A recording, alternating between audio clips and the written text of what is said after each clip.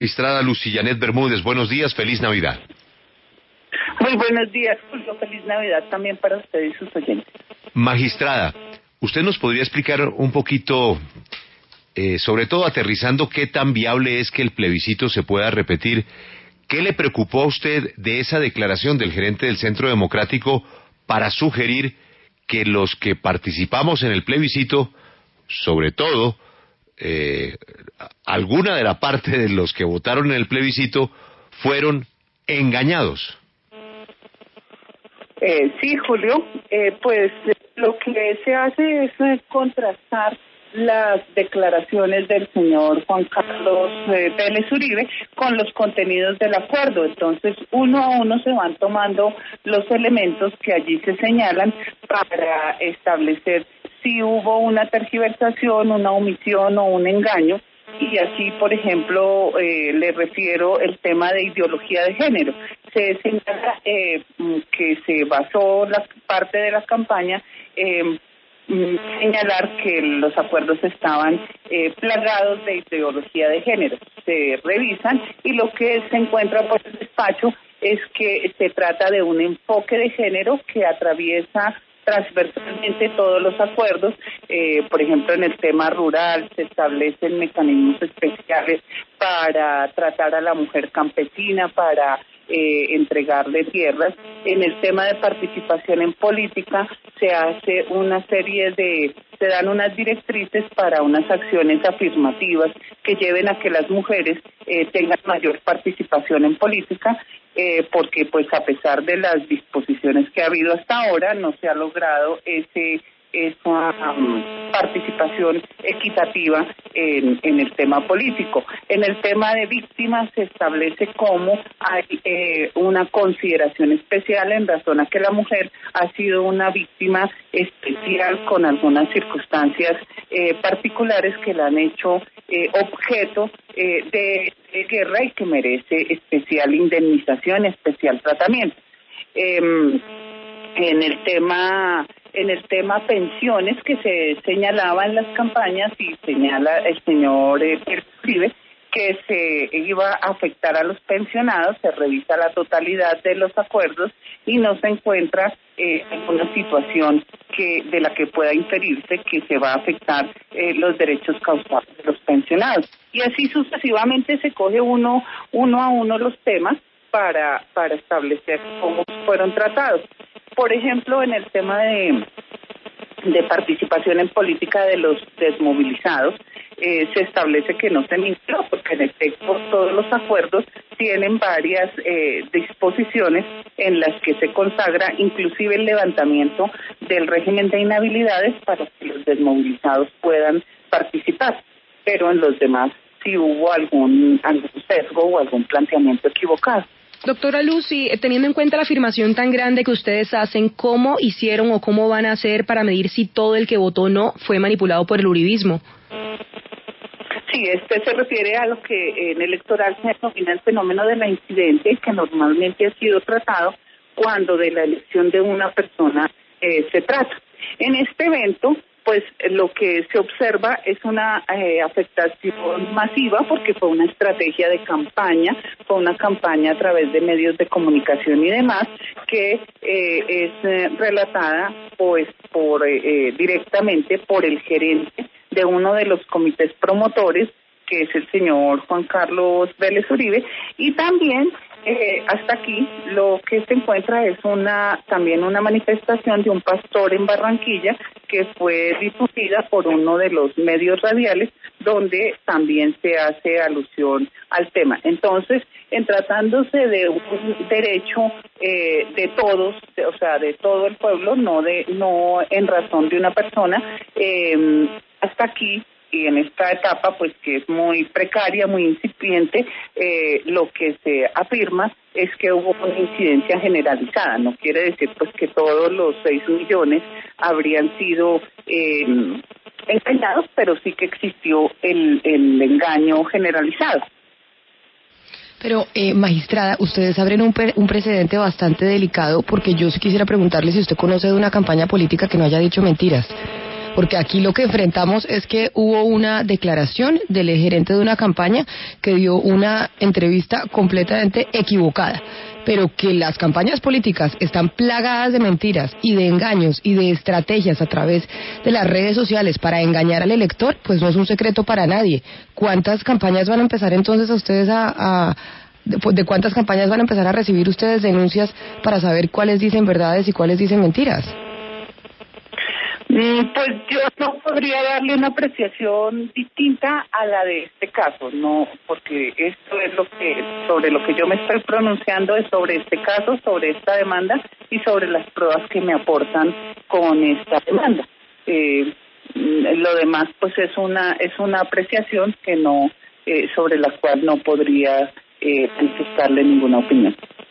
Magistrada, ustedes toman esta decisión, aceptan la demanda en contra del plebiscito y pues se van a la vacancia judicial, como se acostumbra a finales de año. ¿Por qué tomaron esta decisión antes de irse a vacancia judicial y dejar, pues en cierta medida, pues toda una conmoción política en el país por cuenta del anuncio que hicieron de aceptar esta demanda en contra del plebiscito y de la campaña del no particularmente?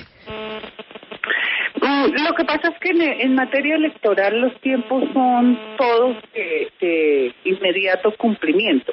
La demanda llegó a mi despacho 3 días antes de que se iniciara la vacancia judicial que inicia hoy, e inmediatamente se toma la decisión. La sección quinta, que es la sección electoral, es una sección que va a un ritmo, seguramente ustedes pues lo pueden ver por las mismas noticias que van siguiendo, va a un ritmo que es en tiempo real o más o menos real, haciendo un gran esfuerzo.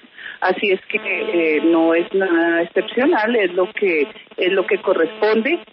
Se trató de una solicitud de medidas cautelares de urgencia, y cuando es de urgencia pues quiere decir que es inminente.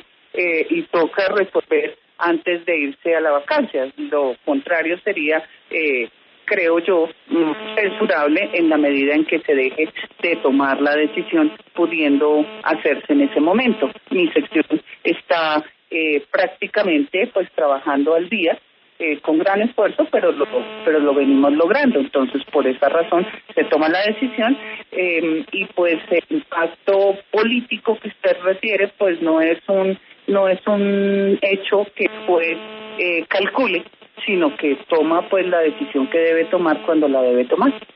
Magistrada, ustedes ordenan implementar el nuevo acuerdo vía fast track, pero al mismo tiempo expresan dudas sobre el fallo de la Corte Constitucional frente a la refrendación popular. ¿No sería un poco contradictoria esa medida cautelar?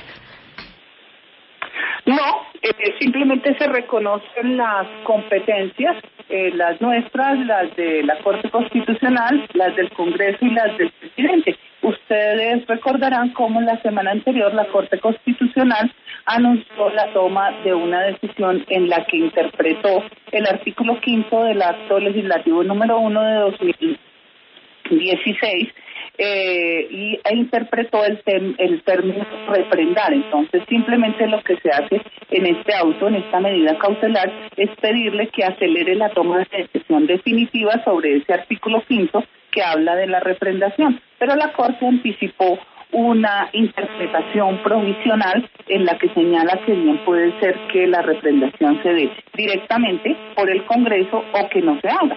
Esto no es decisión mía, sino es decisión de la Corte Constitucional. Magistrada, ¿qué contenidos publicitarios del Centro Democrático analizaron ustedes? Porque nosotros vimos en el auto de la demanda que hay unas fotografías de pantallazos de Facebook que no propiamente corresponden a la campaña que hizo el Centro Democrático. Sí, no, o sea, es que aquí no, uno de los puntos, como usted sabe, se señala a través de la página oficial de la organización que hubo pues muchísimos comités promotores. Entonces aquí en este caso pues se cuenta con una parte de esos comités promotores que es la campaña que gerenció el señor Juan Carlos Vélez Uribe, pero la demanda se refiere en general a las campañas promotoras del no. Entonces se toma pues como parte de ese hecho notorio, efectivamente las fotografías. Aquí nos aportan unas fotografías donde se hace referencia a estos aspectos en los que se incluye unas apreciaciones distintas sobre los acuerdos.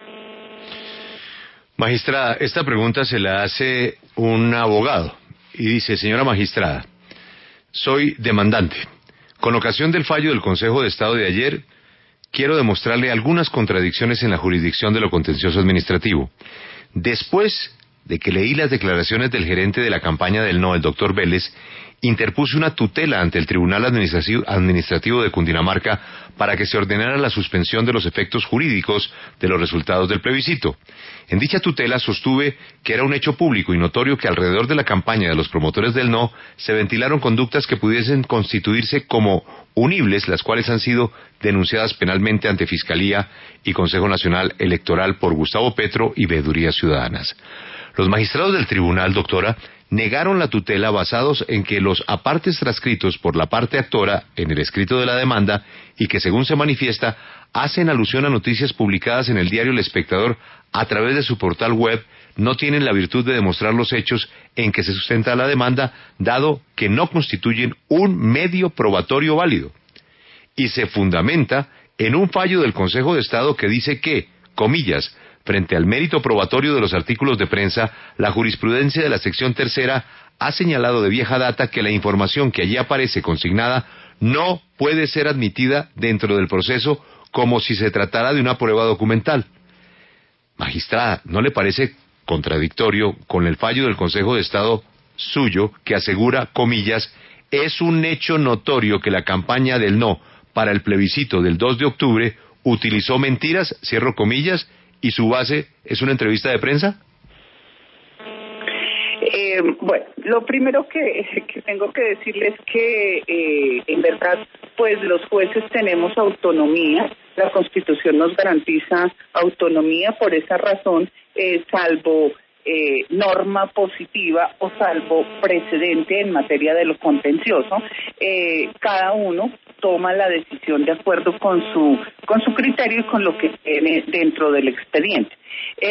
Pero en todo caso, y partiendo de esa autonomía, pues encuentro que en esa tutela también se afirmó que había otro mecanismo de defensa judicial, es decir, se acudió al principio de la subsidiariedad y ese otro mecanismo al que se refiere, obviamente, que es la nulidad electoral. Uh-huh. En cuanto a los antecedentes jurisprudenciales, es cierto que eso ha señalado el Consejo de Estado, pero también es cierto que dentro de estas decisiones, es más, en unificación, señaló que uno de los eventos donde sí contribuye el tema de prensa es aquellos donde estamos frente a un hecho notorio. Es una de las dos excepciones que consagró esa jurisprudencia de unificación.